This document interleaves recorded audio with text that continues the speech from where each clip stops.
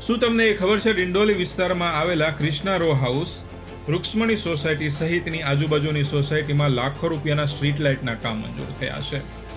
આપણે વાત કરીએ વોર્ડ નંબર 27 એટલે કે ડિંડોલી વિભાગ દક્ષિણ. આ વિસ્તારના કોર્પોરેટર શશીબેન ધર્માત્માભાઈ ત્રિપાઠી એઓ જ્યારે ચૂંટાઈ આવ્યા હતા ત્યારે તેમણે જણાવ્યું હતું કે તેમણે BSc સુધીનો અભ્યાસ કર્યો છે, તેમના પર કોઈ ગુનાહિત કેસ નથી અને એમની પાસે આશરે 68 લાખથી વધુની સંપત્તિ છે. હવે જાન્યુઆરી 2021 થી ડિસેમ્બર 2025 સુધીમાં સુરત મ્યુનિસિપલ કોર્પોરેશનમાંથી એમણે 24 કામ મંજૂર કરાવ્યા છે, જેની રકમ 60 લાખથી વધુની છે.